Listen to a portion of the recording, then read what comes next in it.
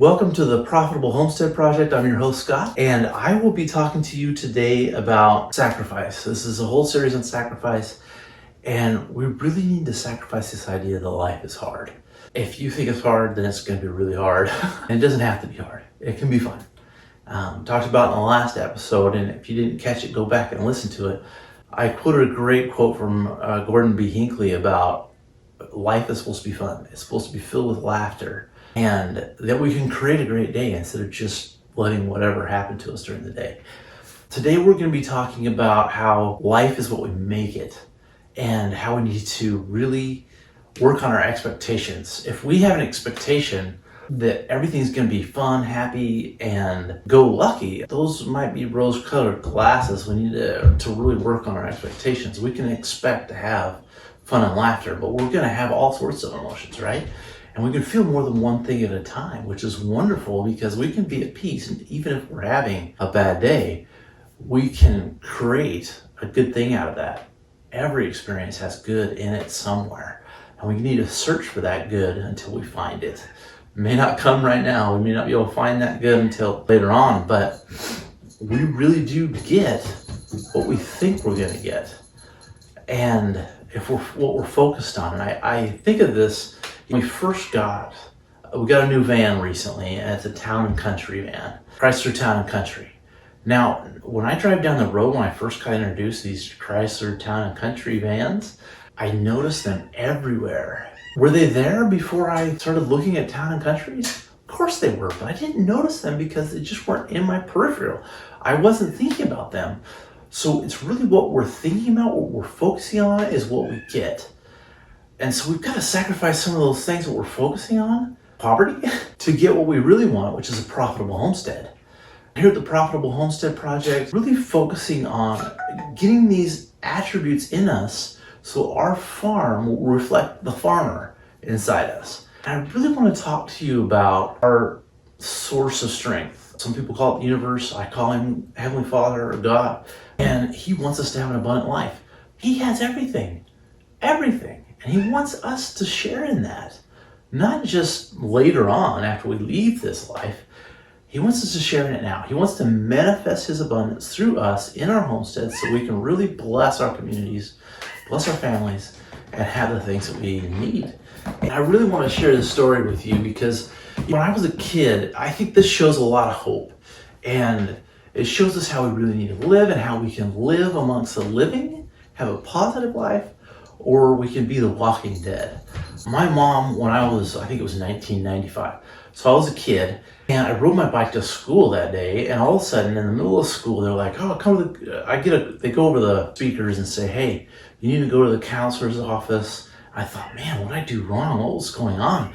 And so I leave the class, and all the kids are like, whoa, whoa, whoa, laughing and jeering that I've done something wrong, and so I gotta go to the counselor's office. Well, I get to the counselor's office, and the counselor hands me the phone and says, you need to take this, and my dad's on the other end of the line, and someone's screaming in the background. What in the world's going on? She says, that's your mom. She got hit on her bike today, and they can't give her any anesthesia or anything because of the situation. So you can hear her screaming. She got hit while she was riding her bike. I don't want you to ride your bike home from school today. The counselor's going to give you a ride home. And that was really a turning point for me. I had really enjoyed riding the couple of miles on my bike to school that day, and I couldn't ride home. I never tried riding my bike to school again. But my mom was in traction. She was actually in the hospital for quite some time. And during that period, I actually got a week off of school to sit with her, just help her with whatever she needed, whatever her requests were. And I discovered a few things. One thing I really learned from her during that time, she was struggling. I'm really struggling. And she had this experience where she was just like, she had inspiration that basically said, look, it's your choice whether you live or die. It's your choice. She said, you could be pessimistic and think everything's wrong, and you'll be among the living dead. You'll be walking around this earth just completely dead. And you've seen people like that who are just not okay with life. And that's where you get it from. It's just being pessimistic. And the other option is to be optimistic, right? This isn't a false dichotomy. This is really the options.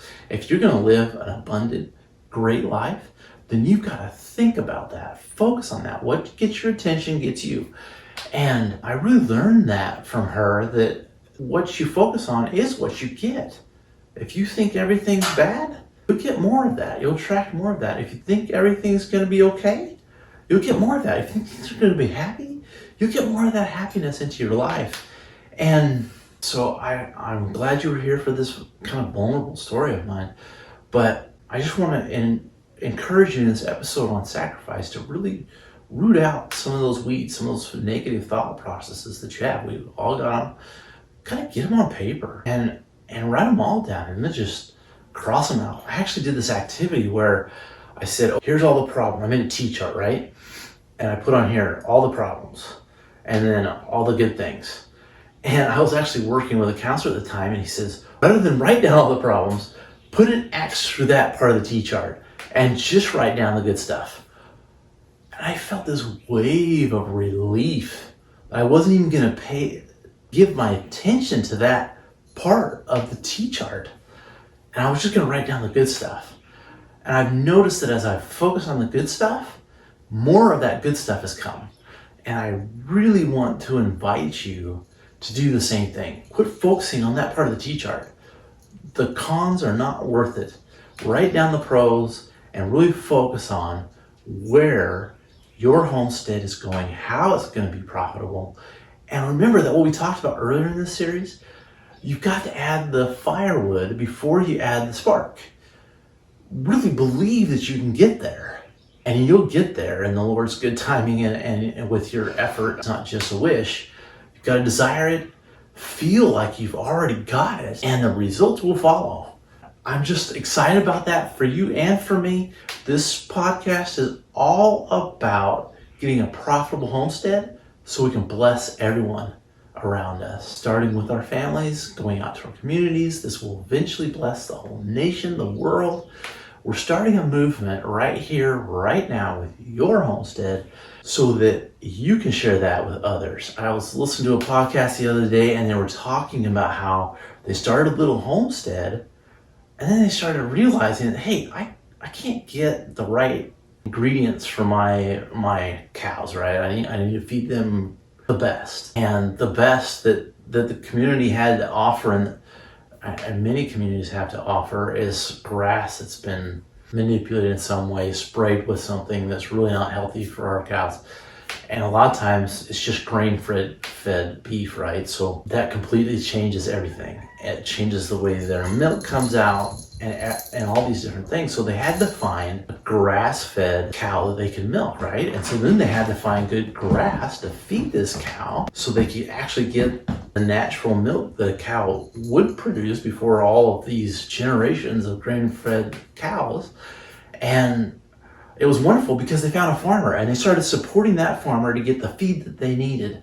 And they eventually built this whole network of people, not necessarily in their immediate community, but in their area, that were really going after this traditional healthy lifestyle that didn't involve all the pesticides and the bad chemicals that frankly were lifesavers for our grandparents because they got more produce, but we found that they're not sustainable. Using these chemicals really destroys our environment. So in the process of trying to get back to some of this healthy, natural, letting Mother Earth cure herself type mentality has made it so these farmers are really helping other farmers, and we're growing this network that will bless not only our communities, it'll bless our nations and ultimately our world to heal itself. And Mother Nature's wonderful. She can really heal herself if we give her the tools. Going back to what I said previously, nature abhors a vacuum. She will fill it up. If you've got a piece of land that's just been destroyed by all the chemical sprays and stuff, if you leave it for a long time, it's going to take a while, it will fill in with different kinds of weeds and it'll eventually get back to the climax species or grasses of that area. It might take a long time. With our management and being good stewards of the land, we can speed up that process and really help Mother Nature heal herself by doing these good good things as good stewards and taking care of Mother Earth and aiding her in the process of healing. And then we can really use that process to really bless everyone around us. And that's what this Profitable Homestead project is about. It's not just making our places profitable and somehow getting a ton of money out of it. That's really not the point. The point is to heal. And so in this series on sacrifice, we're talking about just sacrificing some of those false beliefs and getting into the ones that really help and really heal and really take us to the next level, because our homesteads are a reflection of us. So we're just wanting to get these characteristics in us so that we can get out there and bless. Thank you for listening to my rant. Next video, we're going to continue talking about this. This is basically my memoirs on how to become a profitable homesteader, be a successful farmer, so our farms will reflect who we are.